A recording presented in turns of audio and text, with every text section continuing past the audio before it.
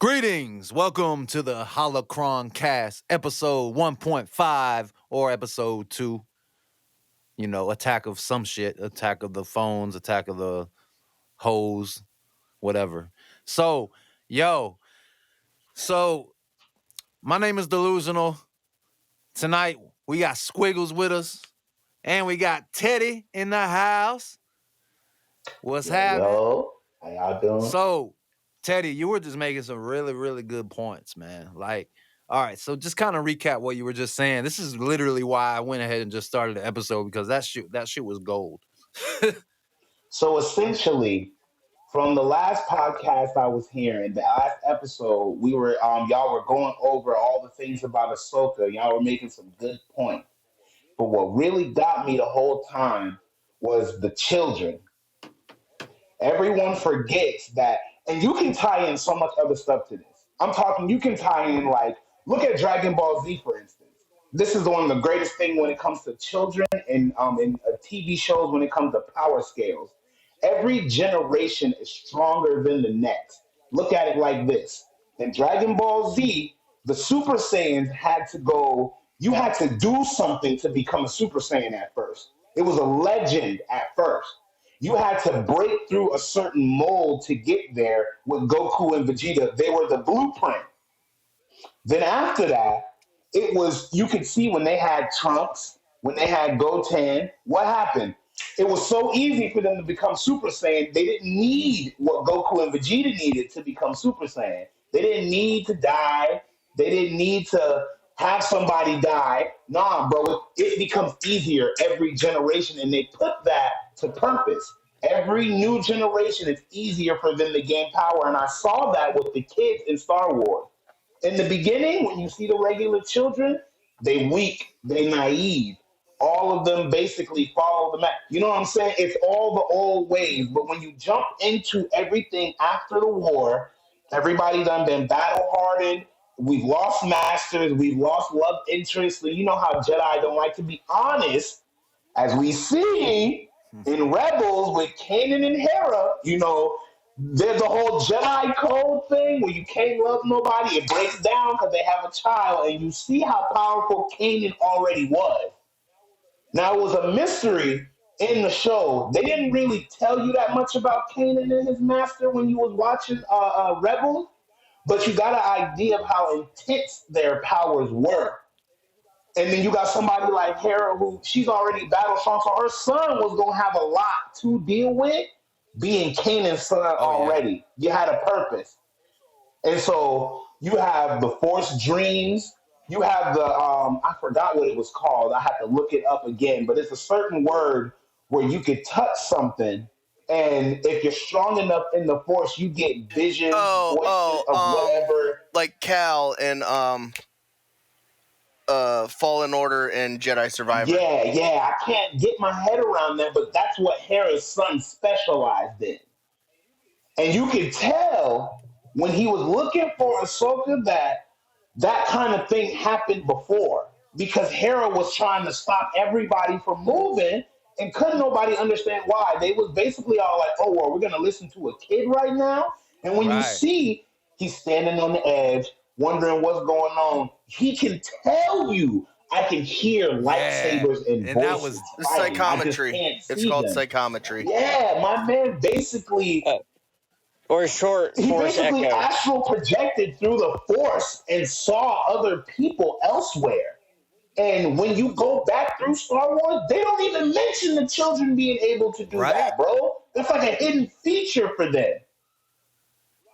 Like, they still younglings type thing, so we gotta train them. But in this, he's powerful already, dog. Like, because the Jedi with no training. That's what I'm saying. The Jedi had The Jedi hid the younglings. They hid the ones that could see the future and that had Force Echo. They tucked them away so the secrets wouldn't get out. And they probably looked at that more so as a dark side. Obviously, they looked at it as a dark side trait. You know what I'm saying? Like, that's why this gray Jedi, this nuanced Jedi stuff going on right now is really dope, bro. Like this is something like you know, it's more, and it's also more like the world actually is. You feel me? Like, you know, everybody's kind of got a dark side and a light side. You know what I mean? So it's cool to see Star Wars really bring that out now. You know what I mean? rather than just having everyone live and pick a side. Right. Then they're starting to show the ones that are just riding that center line. Right. That'll give into either one, whichever proves their purpose. Exactly. And I like it, man. You know, like Balin is one of my favorite characters now. And I'm so upset that Ray Stevenson died, man. Because that dude is dope as Balin Skull, bro. And the whole... It was such a phenomenal role. Bro, like, that character is dope. Like, so dope, bro. Like... He killed it. For real. To the point, Balin was such an influential character to the point where people won't realize, they see red lightsabers, they see him working with the enemy, and they'll see, oh, Balin's evil, he's a Sith, but you have to realize, look at the structure of everything. Look how calm he was from the beginning. Calm. Even when stuff looked like they were going to lose, they were going to get beat out, Balin kept calm the whole time because he knew, I'm not going here. The Force told me to help, but Balin is a Sith thinking like a great Jedi. Yeah. Because he knew what he was supposed to do. His purpose for the Force told him, obviously, I'm still a Sith. I got my own apprentice, rule of two, blah, blah, blah. But at the end of the day... But there was a point where... I'm a great Jedi in this because... the Force has a plan, and Balin saw it. There was... He's smart enough to know that Master Yoda said the Force is always changing when it comes to seeing the future. Even talking about it changes it. So he never talked about the future. He only said key things as to, the Force is going to shape the destiny here, and you'll be forced to pick a side at some point in time, but then you'll see it's not about picking sides. It's about the validity of the Force. And he kind of just let everything play out. Let his apprentice go off and get beat. Let her get stranded there because he basically told her, this is where you get yours. If you realize what the Sith is, it's two. What happens? He always got to either leave her or she got to betray him so she can get more power. I mean, I don't really know that. I don't know that they're Sith, though, honestly. I think they're honestly just in between you. That's why the whole lightsabers, they got orange lightsabers, because they're literally gray Jedi. You feel me? I don't think they're even Sith. They corrupted their kyber crystal, but it didn't turn fully red because they're not full Sith. Right. And there was also a point where Balin even mentioned that he was part of the Order, right? But he stepped away from it. And I like, he watched Order 66 go down. Yeah, and that's what a lot of them did when they watched Order 66 go down. They basically lost faith, and then they said, "Wow, we've been, out here the whole time gunning for y'all, and now y'all gunning for us. It's gonna change a lot. It's gonna see we don't want to be Jedi, but we don't want to be Sith either. But we don't want to. We were already Jedi, but if we fall to the Sith and let our beliefs go, that ain't a good look. So we gonna stay where we at and just say we in the middle. That's what they tried to do. They didn't want to compromise themselves and fall too far, but they wanted to fall just enough to where they could get where they was going, and I guess whatever destiny they thought they was gonna fulfill it by helping Thrawn. Balin saw that because he didn't do much. Once they all went off and did their thing, he hid off in the mountains right, and he left Shin. Like he was like, this is where we part. You know what I mean? This is why the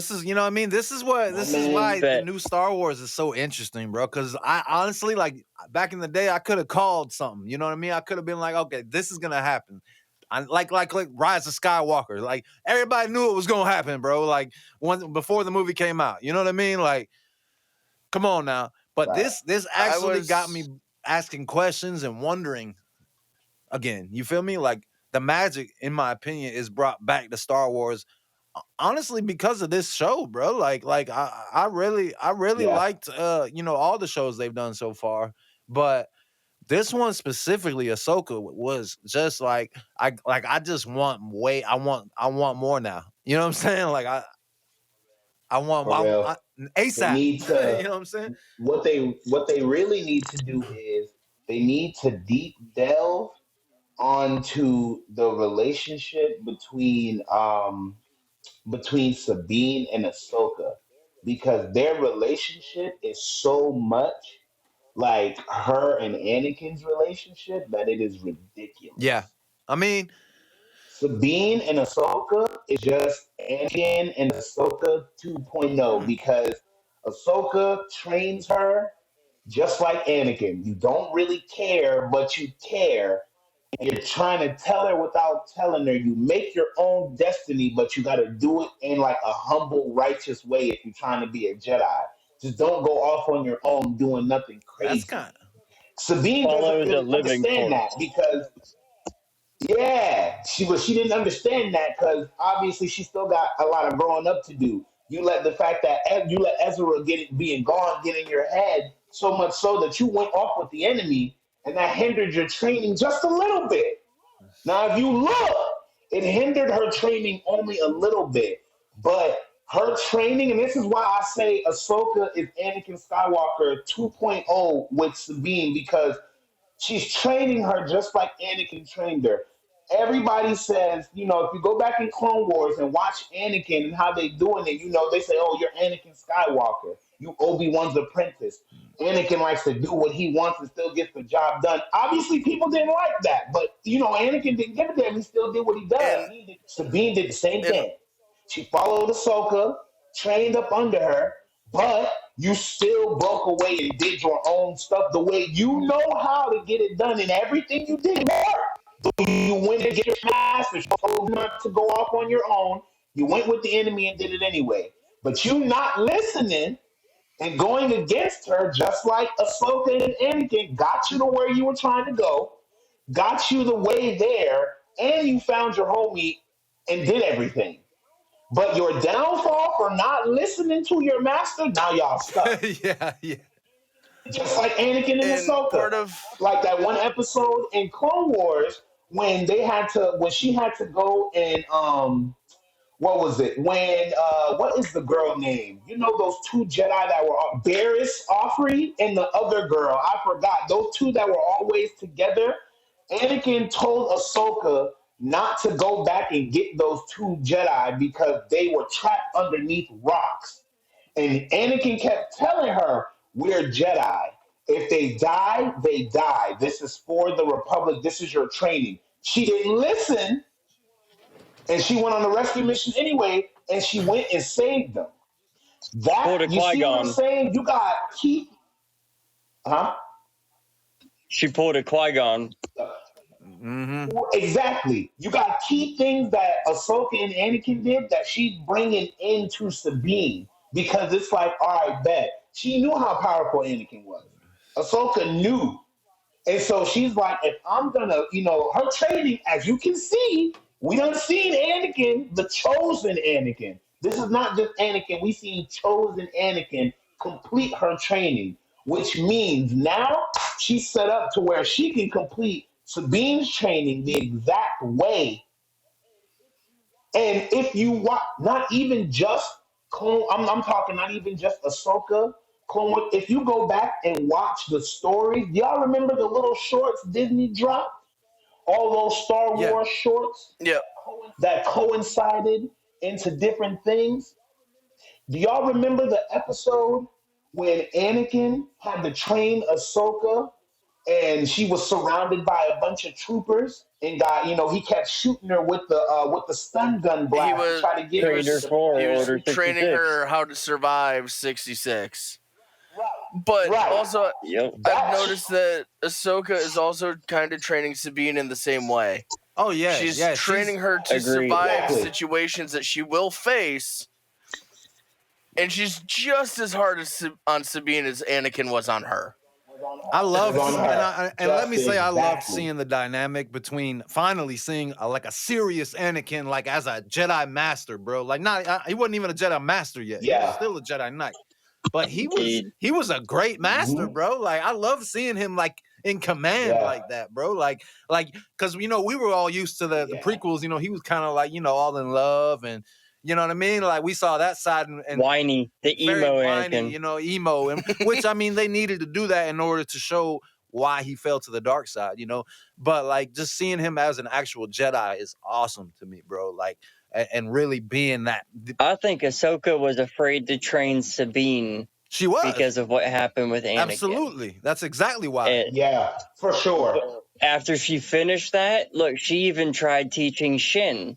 She said, "Come on over here. Yeah, I'll teach you the right way to do it." That's right. Right, and that no one knows. You see how she got now she got Sabine, Ezra, and then she has Kanan's son trying to get her.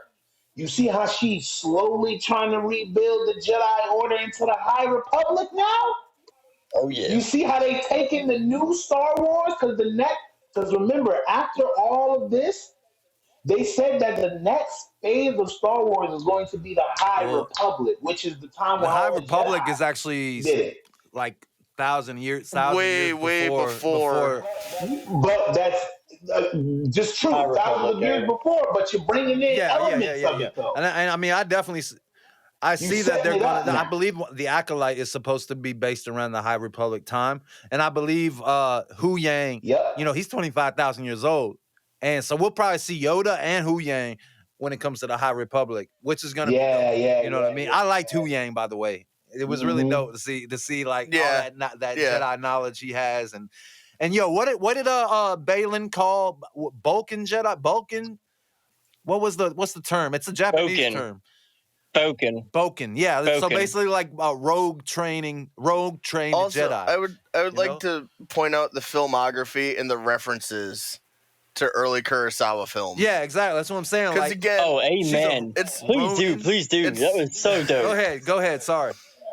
It's one of those things where Lucas even did it. Absolutely. Early on. You know, he's showing his love for these old Japanese films. Now Dave Filoni is bringing it back and doing it again, and I appreciate every minute of it. I love it. For real. For sure. No, they really are bringing back some real good elements of these movies, for real.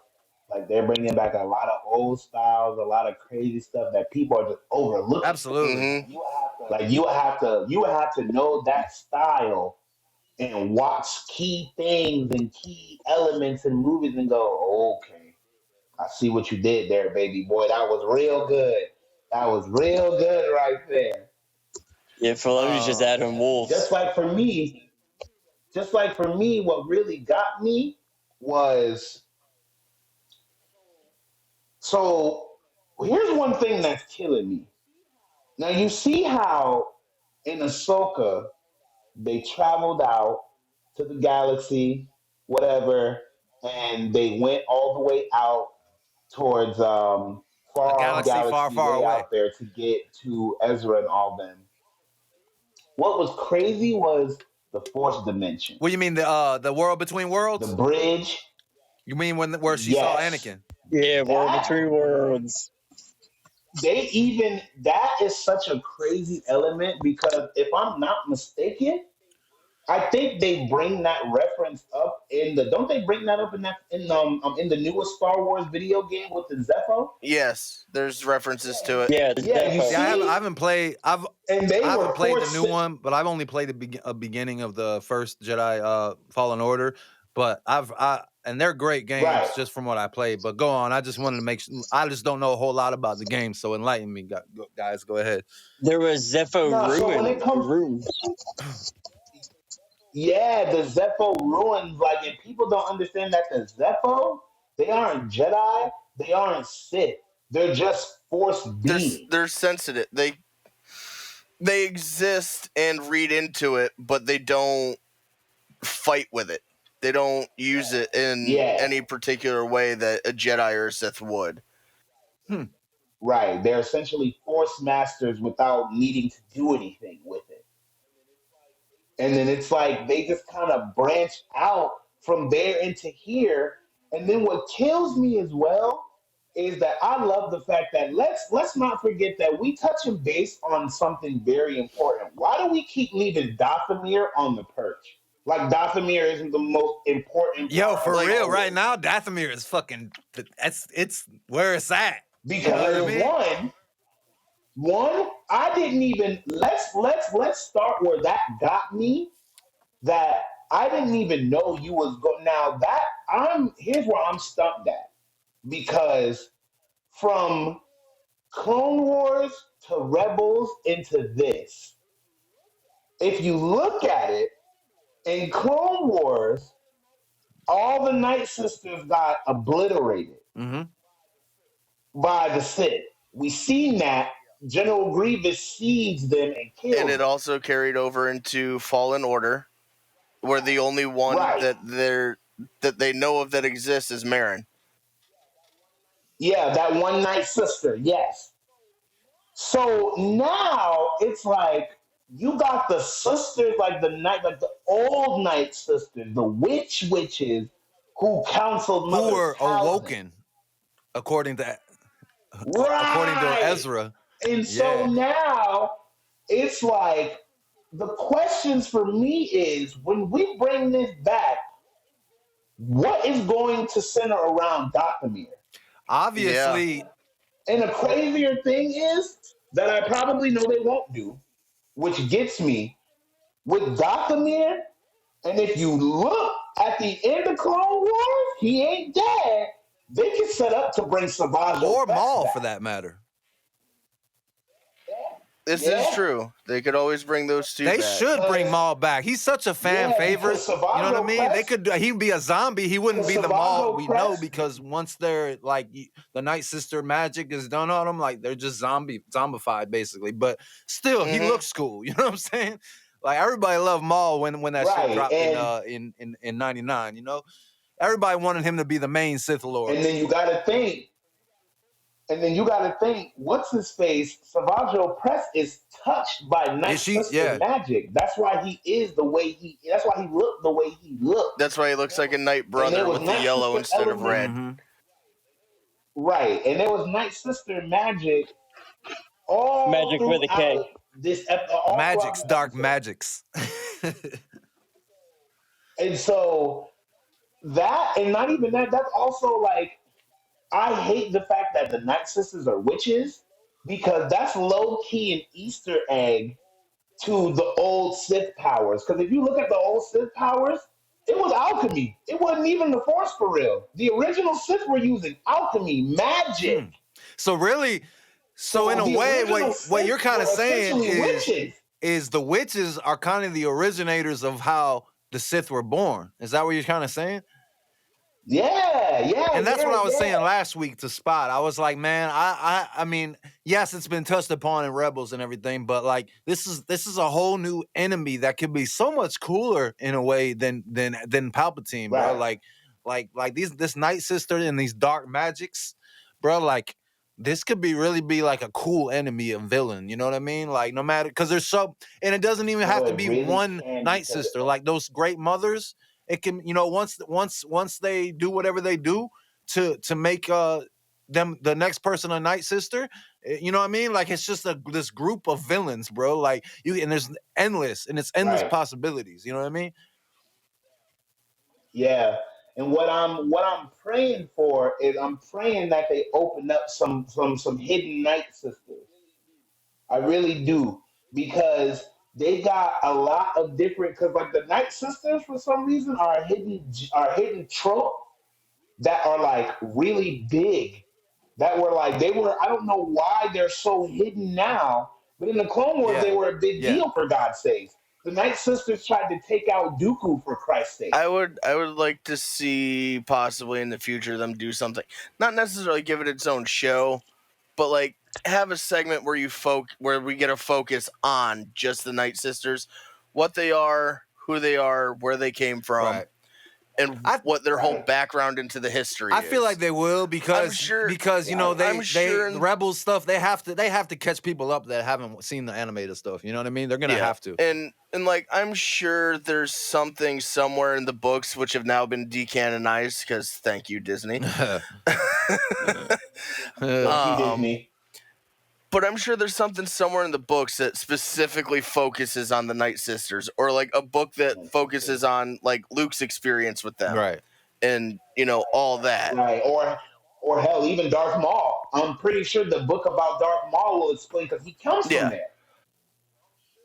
So I'm sure it'll take you through what the Knight brothers are, how he got his way out, like all that. Like I just felt like I feel like they should because I think what they should do, and I know they won't do, is you talking about the Nightsister, y'all need to bring back Ventress. Yeah. Ventress isn't dead. And she is a Nightsister. Well, I mean, as far as I know, she is dead. And if I don't know. I don't know for a fact. I can't remember. But as far as I remember, she is. But I feel like if they bring her back, like I said earlier, they're just gonna be sort of zombified, unless they change that. You know what I mean? Yeah, unless probably. they change that to where like they still have some type of, maybe that magic they can do anything with it. You know what I mean? Maybe they can bring back their whatever. They're who they were. You know what I mean? So. Right. But again, the Nightsisters was just an interesting ass thing because a lot of people don't realize that they magic tie into the Force hand in hand. She can see visions of the future, but they change. She can, she got powers that can alter things in people's bodies and things like that. Like, yo, Nightsister magic is just too close to the Force. Right. That's what I'm saying. Can do way too much to the point where you can beat somebody up and give them power beyond power on top of the Force power they have. They won't have no Nightsister magic, but you basically it's crazy how people also don't get that like the Nightsisters can amplify people's powers because when they took Savage Opress, he was a small dude. Yeah. He barely knew the Force. Mother Talzin ain't really teach him much about the Force. Dooku ain't really have time to teach him about the Force, but when he was fighting, you can tell his power was just stronger after she touched him. Yeah, the magic definitely does something. And so for me, it was like the girl Morgan, I felt like she should have had a better shot in her fight. Because if Mother Talzin's power gave Savage Opress that much power, why couldn't it give Morgan that much and Thrawn did her so dirty, man. Oh, they did her so dirty. Dirty. No. That's where we not going to listen. I may be a Sith Lord by all accounts. but what we not going to do is trash General Thrawn. So you done messed it up already. It's Grand Admiral, man. Listen, we not going to speak about the Grand Admiral when he's signing my paychecks, okay? Let me tell you something about Grand Admiral Thrawn. That man is a criminal mastermind. Essentially, if you look, it's a historical figure. Nobody gonna say it, but I'm gonna say it. Thrawn, Hitler. I mean, I would say Palpatine's more like Hitler, more than Thrawn, probably. I don't know. Maybe. I don't know, because you got to look at the facts. You had brought a whole gang of people with you to a foreign land when you got stuck. And you somehow got all these people to stay true to you. Yeah. Because y'all don't know how, y'all didn't know where y'all went. You had no idea. And you had an entire civilization. Yeah, and those damn night troopers were like, they knew they were going to be zombified too. They were like, for Thrawn! They knew. Thrawn! They knew. They didn't care. Genius. Yeah, genius. That man right there is going to be. Listen, I'm afraid for the next season. I feel like Thrawn is going to throw lefts and rights, and they're never going to be able to recover. So let me ask you guys a question. All right, so we got about 30 minutes left today. So let me ask everybody. I want to hear everybody's answers on this. Right? What do you feel like? Okay. This is if they do a season 2. I'm hoping they do. You know what I mean? They might just go into the movie off of after Mando season 4. We don't know. But what do y'all feel that, like, we know how all this ends up, at least in the galaxy that we're familiar with. You know what I mean? With the sequel trilogy. So what's going on? Like, what do y'all feel like, what is the end game and what's going to happen with Thrawn? And then, obviously we move into the sequel trilogy. Why don't we know more about what will happen in between that time? What do you feel like is going to happen? That's a good one. I feel as though they're going to come really close. What I feel is going to happen with Thrawn is in the beginning he gonna use Dathomir as the stage, and it's gonna be real silent. But in the background, he gonna be tearing down the establishment from top to bottom until somebody either inserts themselves into his regime and break it from the inside, or they all just risk full out, on scale war. Because right now it's peaceful. But now that Thrawn is back, everybody's scared, everybody heart jumping. So now it's oh man, is it gonna be, because you gotta think, wartime number 2? Or what? We gonna have another mini war? Because he just brought back, not only did he bring back Nightsister magic, but he also brought back, troopers that people thought were and gone. We don't know what was in them coffins. So I assume they're other dead troopers or something. I don't know, man. Yeah, we have no idea what was in them coffins. There could have been other Nightsisters in the coffin. So I feel like they probably gonna set something. I feel like now that they brought the Nightsisters in, Mother Talzin been mentioned with her blade. I feel like Mother Talzin might even make an appearance. Definitely. We might even get an appearance from Mother Talzin. If we get an appearance from Mother Talzin, that's what I'm hoping for. You on Dathomir, where Sith secrets live. Dathomir is second to Korriban, the Sith planet. They just won't say that Dathomir is a Sith planet. They just say it's steeped in the dark side. So and that's where they're going. That's where they chose to go. I often wonder, why didn't y'all go to Korriban, the Sith planet? You could have went there, but you went to Dathomir instead. What is there? What ruins are there? What power are you trying to find there? Because you got the Night Mothers with you. The Nightsisters came all the way from another galaxy just to get the Dathomir, and that was before this whole shit. Right. And remember, they referenced Morgan, a child of Dathomir, also, So obviously, this has a lot to do with it. Squiggles, I want to know your opinion. What do you think is going to happen between now and the sequel trilogy? You know what I mean? Like, what could happen, bro? Like, it's hard to say. There are a lot of gaps to fill in. There are. I would definitely like to see more of the history of Nightsisters.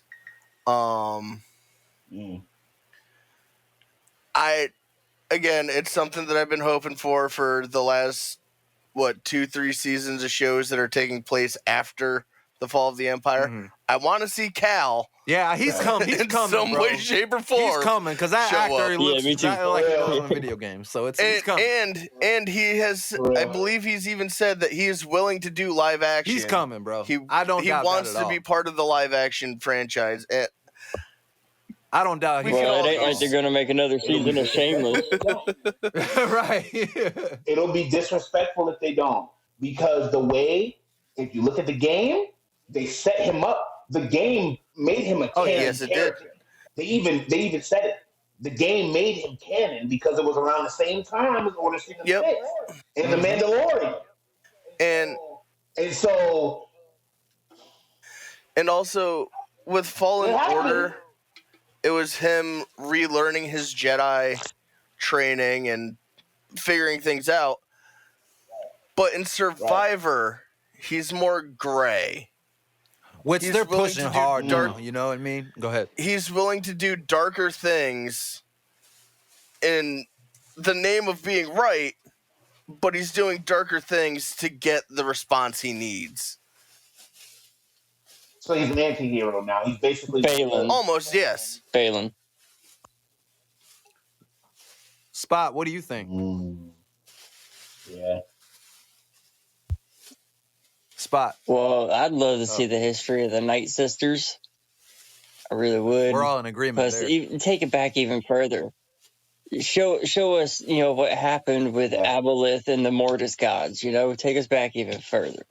But what I think is probably going to happen is probably something's going to happen with Thrawn. Thrawn's going to fall, but it's going to set up the First Order. And I'm really hoping they bring in Aboleth. I don't know where they're going to find the Mortis dagger, but I really hope they bring in Aboleth. And I don't know if they're going to kill her or just push her away like Luke did in Legends, but we'll find out. Because the Sith had to join together with Luke in order to knock back Aboleth. Damn, and even contain her. I didn't even know that. Wow. Mm-hmm. Okay, so this is what I think personally. I think that it's gonna, obviously Thrawn's gonna die at some point before the sequel trilogy, or, which this is also very, this is why I'm loving this new galaxy, because there's so many possibilities with, you know what I mean? Like there could be a story going on in this new galaxy that, you know what I mean? Like is completely separate from, obviously the sequel trilogy, you know what I mean? And it could be based around Ahsoka and Thrawn, blah, blah, blah. I don't know why Thrawn would go back there, but you know what I mean? But Ahsoka and Sabine are obviously there, and so is Baylan and Shin.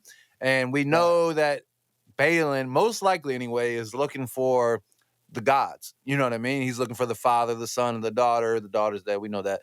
And, he may awaken Aboleth or whatever the hell happened. She got locked up or whatever.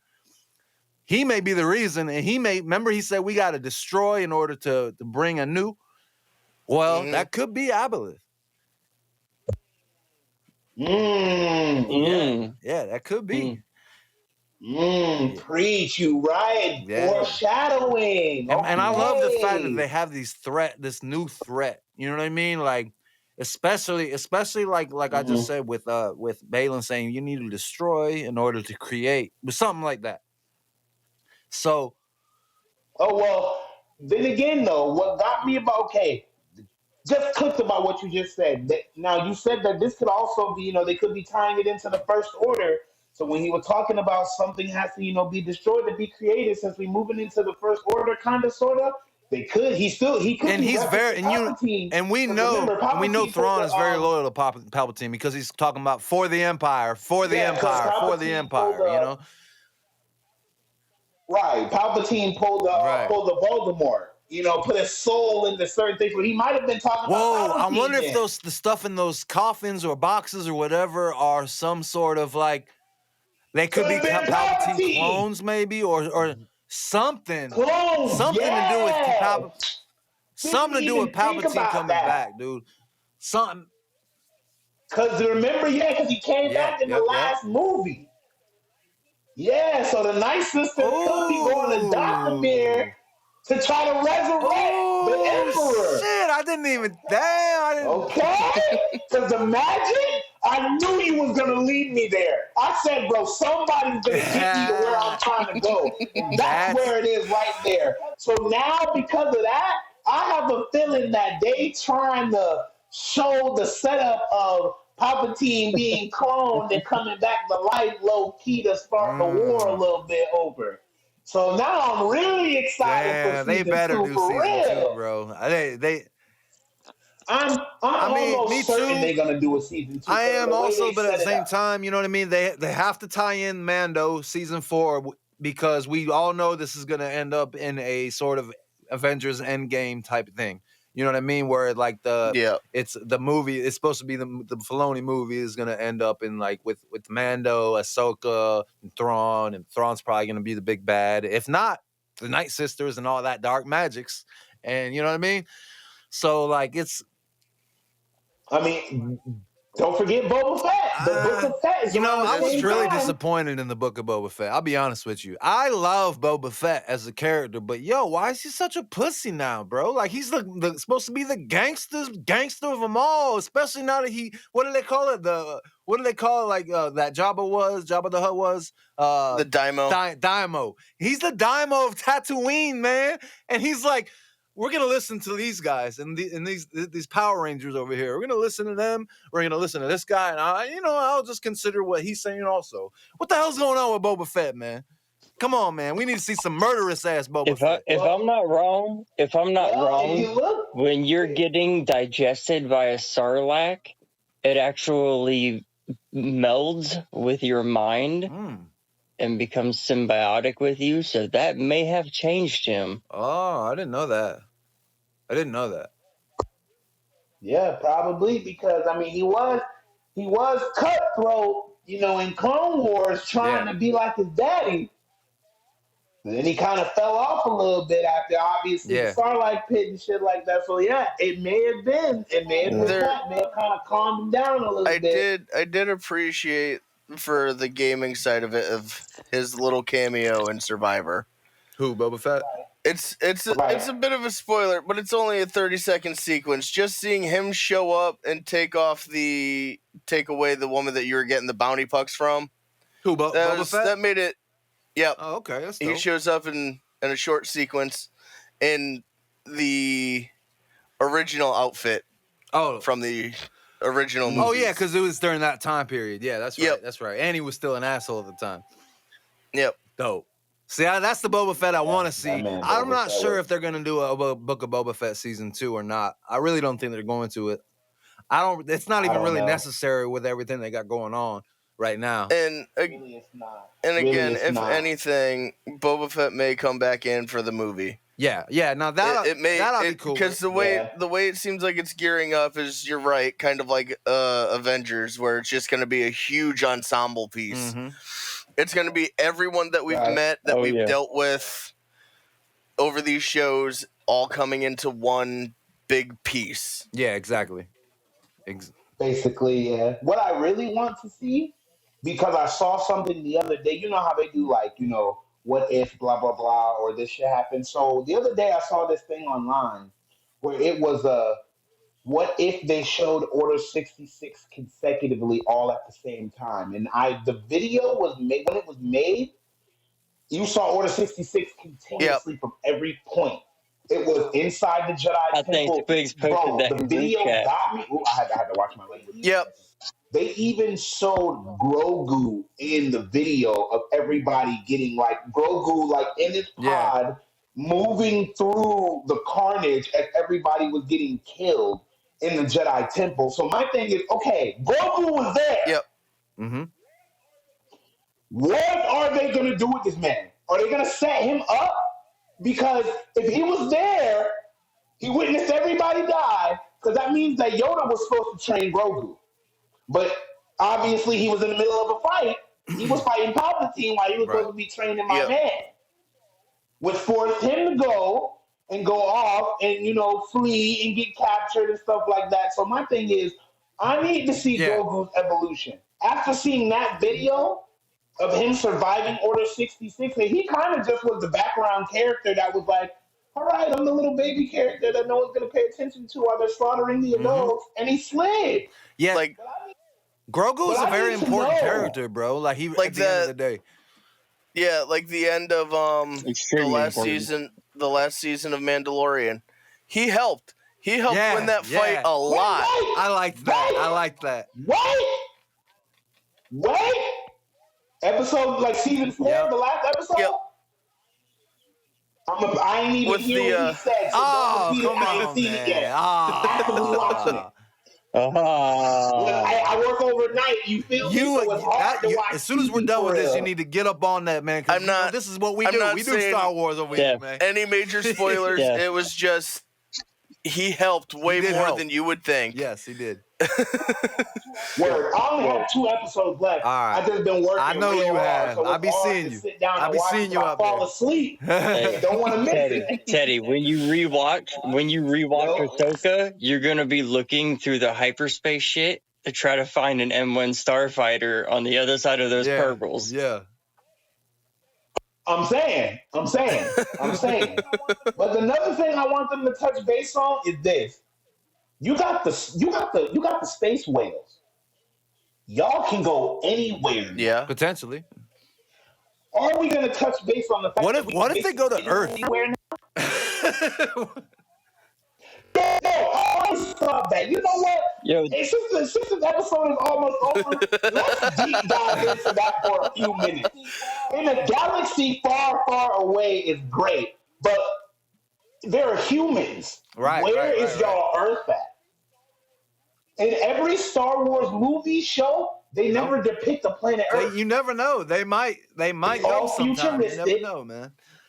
So, because I need to know, where are the humans at? Now I know they're everywhere in the galaxy, but where is planet Earth, where nothing but humans reside? Yeah, man, I'm excited about. We're in a different galaxy a long time in the future. Right. Like I was also gonna say, even with Obi-Wan and his series, he even mentions that he really doesn't know where he's from. Because he was taken. So how come don't even really know? I think the most that he mentions is that he was taken from his planet as a child. And think about how messed up. Doesn't know where it is. Think about how messed up that is that the Jedi used to do that, man. The Jedi used to just take Force sensitive children, bro. like straight up. Like the thing about it is though, they both used to do the same thing. Just one was more softer than the other. The Jedi would come and the Sith would just yank you. Tell you. Yeah. Like they would talk to you on a personal level, and they would talk to your parents about, hey, your kid is special. He might be, they might be able to save the galaxy some way or another. Whereas this for me, the Sith just showed up. Oh, your kid is special. I'm taking him, or I'm killing his ass. But also for the Jedi, if the kids could see the future, they'd be locked away in a fucking jail. It's another problem I found with the Jedi. The Jedi had a lot of faults. The Jedi had a lot of faults. Yo, look, all I'm saying is we just got to know some more. We got to know about where they come from. We got to know about what they do, because at the end of the day, the Jedi, they really go out there and they really do the whole X-Men thing. 2 teachers, yeah, they do. But the way they do it half the time is slick. The way they do it half the time is slick.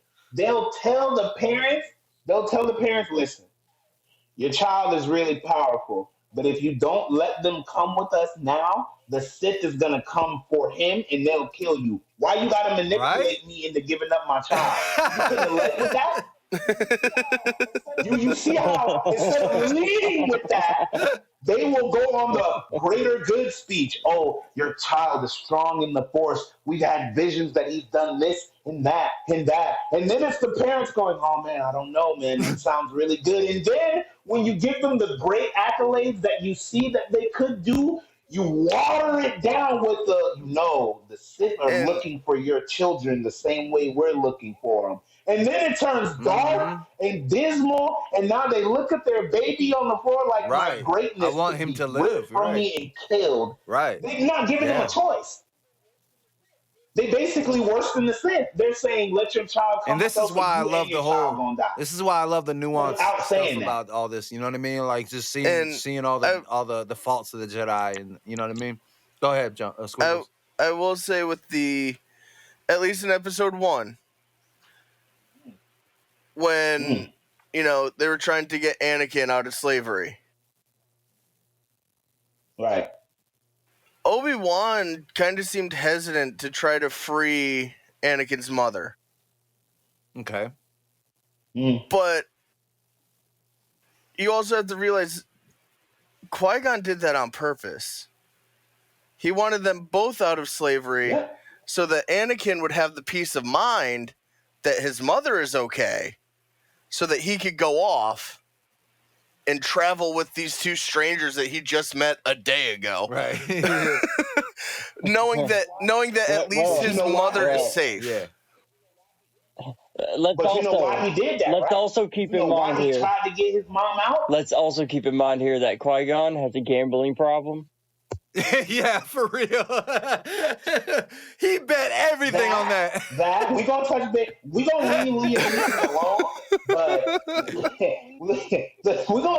we gonna leave our British father alone real quick because he is like a gem, and leave him be. He saved our sister in 3 movies. He saved our sister and mom in several movies. We're gonna leave Dad alone. All right. But what kills me is that the thing that everyone's going to step over in that process, are we not going to see that it sets it up from the beginning, which is why I love that you just mentioned all of this. Again, threw my brain back into the cogs. Qui-Gon Jinn set this up from the beginning. He knew Anakin was the chosen one. He wanted to go get him. He said, oh, I see the bag. Let me go secure it. I bet. But he also knew Qui-Gon Jinn could see the future. Better than any Jedi at the time, Qui-Gon could see the future. He knew where Anakin was going to go. That's why he tried to free his mother, like you said. He wanted to give him the peace of mind to try to save him. To try to be like, all right, bet, because he knew if I don't save his mother, he's going to break code and try to go save her himself, and he's going to do it wrong. And that's where his path to the dark side leads. That's exactly what happened. He died, he failed, and so his mom died. And that was Anakin's journey to the dark side right there when his mom died. Qui-Gon tried so hard. Qui-Gon tried to talk to him during that massacre. He literally reached out to him, but like, Anakin thought that he was just thinking it in his head. He didn't know. Yep. You heard it. You heard his voice. Yeah. You heard his voice. Anakin. Too angry, too clouded. I'm telling you, what did Yoda say? What did Yoda say to Anakin in episode 3 when he was having visions? He said, what did he say? Fear leads to anger. Anger leads to hate. Hate leads to dark side. Leads to suffering. Oh, yeah, suffering. Suffering leads to dark side. And because you were so mad, and because you were so angry, and you couldn't get your head out of your rear end, your mother suffered, and so did you. That's very interesting. And I think that's crazy. Crazy. They told you. You still didn't listen. Qui-Gon set you up. You still didn't listen. But in you being you and not listening, you became the enlightened one. So I guess. Right. Well, and also the end of episode. Is Teddy the only one not smoking? Right? Yeah, he's been going hard. Oh, no, he's smoking. Okay. Teddy's going hard. Yeah, all of us is smoking. Go ahead, Squiggles. Go ahead, Squiggles. Also, at the end of episode 1, the track for that fight. Oh, yeah, Duel of the Fates. It wasn't the duel of the fate of the Jedi or the Sith. It was the duel of Anakin's fate. Had Qui-Gon won that battle, everything would have been different. Oh, yeah. But because Qui-Gon lost, he was now stuck with being trained by Obi-Wan. Obi-Wan was inexperienced. No. He wasn't going to be able to do it right. So that was the fate of the Force. Because at the time, he wasn't even, when he got Anakin as an apprentice, Obi-Wan was still still Padawan. When he had Anakin, he wasn't even a Jedi Knight yet. So that means that shortly after, they made him a knight, and like Obi-Wan kind of had to grow up real quick. Because he was basically like a teenager underneath Qui-Gon Jinn. Very true.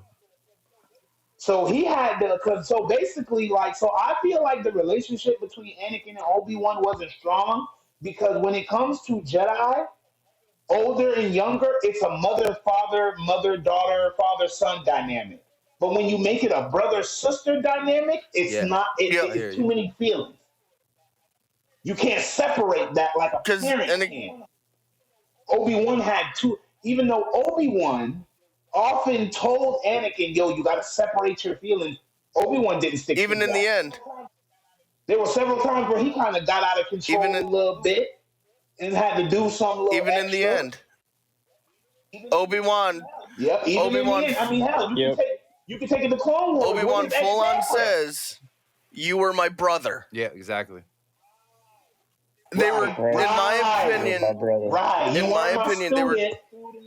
Yep. You weren't my student. You weren't that much of mentor. In my opinion, they were too close in age to even be training each other in any sort of way. It was just a horrible situation, very horrible situation. Because you got to think, what did they say when Anakin came? The whole thing with Anakin, everything was going against it. Anakin was 19 and Ahsoka was 14, right? Something like that. Yeah, right. Exactly. Yeah, that too. I think so, yeah. There's a lot of things going against Anakin's whole situation, which is why he went to the dark side, you know? But, like, if they did it, if it was going to be done right and Anakin's training was to be done right, Anakin would have been handed off to someone else.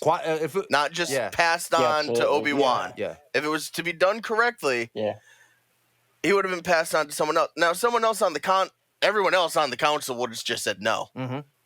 Because Mace was even dead set against it. Mm-hmm. They were all against it, really. 100%. Qui-Gon was the one fighting. Well, everyone but Yoda. Yoda was the only one that was indifferent. Yoda knew what was going on. He was just I'm the wisest one. I want to see how I want to see what my peers are going to do. I know what's going to happen. I've been around for some 900 years. I just want to see what y'all are going to do. That's why Yoda never interjected on Anakin's behalf. He never cut anybody off when they were talking crap about Anakin because he's like, I see what they're saying, but I also know the truth. Exactly. So I'm just going to... So listen, guys. I don't want to cut anybody off. I stopped having sex before your grandparents were born.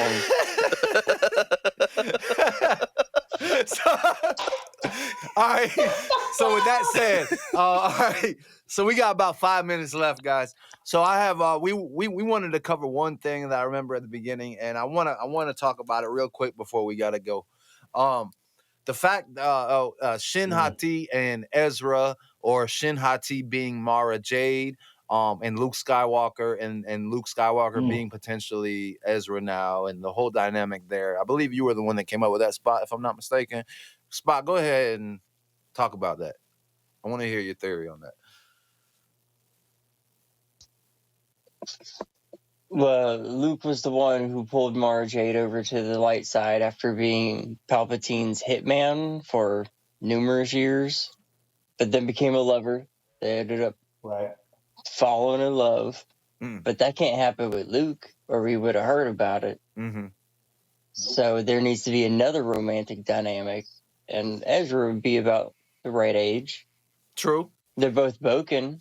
Yeah.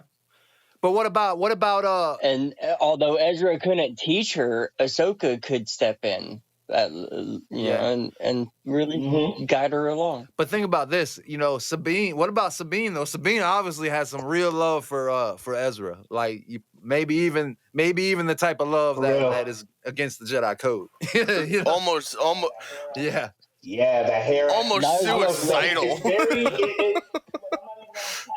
Look, I'm not even going to cap. Their love interest is giving Hera and Kanan real hard. Yeah. It is giving Hera and Kanan real hard, bro. Because she did everything she could to go after her man, boy. What do you mean? She said, "Oh, honey, I'm going to jump galaxies for this meat." What are you talking about? She said, "I gotta go get this meat anyway. Let me jump on a whale and go get." That's what I'm saying. Like she was so set on seeing Ezra. So I don't know if she.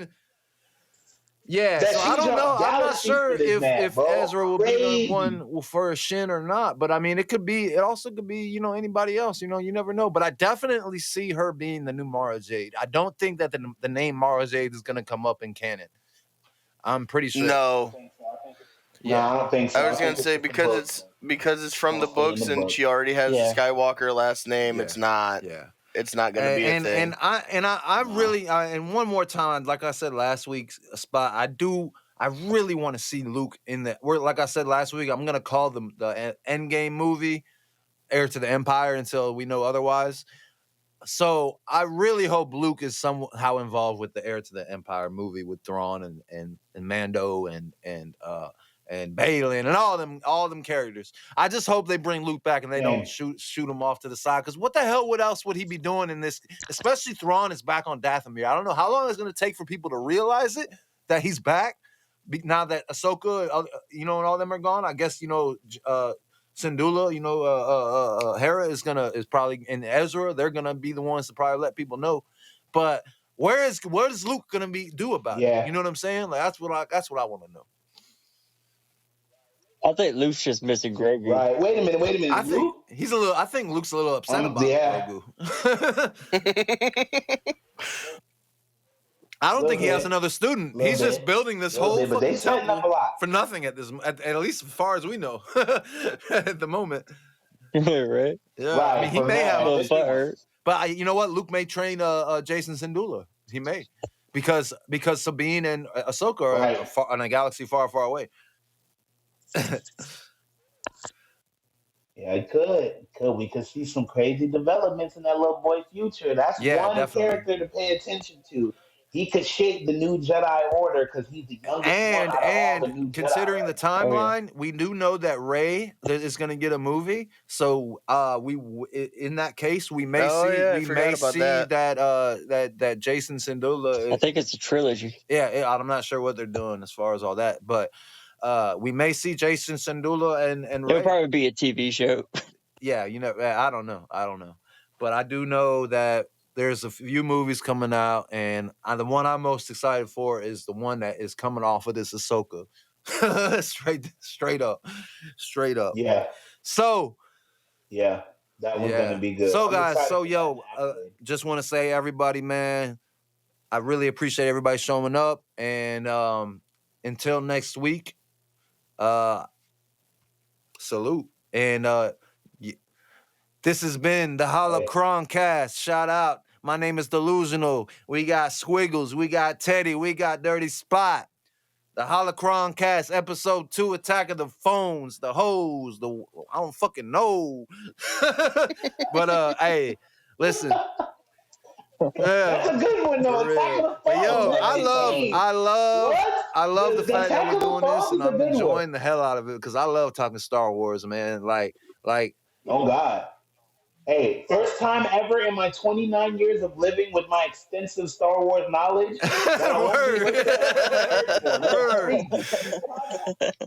This podcast, we should start this podcast off every day. We should safe space for you, gentlemen. There are no women. But no, I really wanting to do this every week. Hopefully maybe we can do it a little earlier next time. Spot. I don't know if you can figure something out, but that would be cool. But we'll talk about that off screen. But anyway, guys, again, this is the Holocron-Cast. We really appreciate anybody that has tuned in and listened to what us dummies have got we got to say. So much love, Star Wars fans. And shout out. I love y'all. And we'll see y'all next week. Y'all be safe. May the Force be with you. And never forget. May the Force be with you. All right, guys. Y'all be safe, man. One. You too, brother. Y'all have a good night.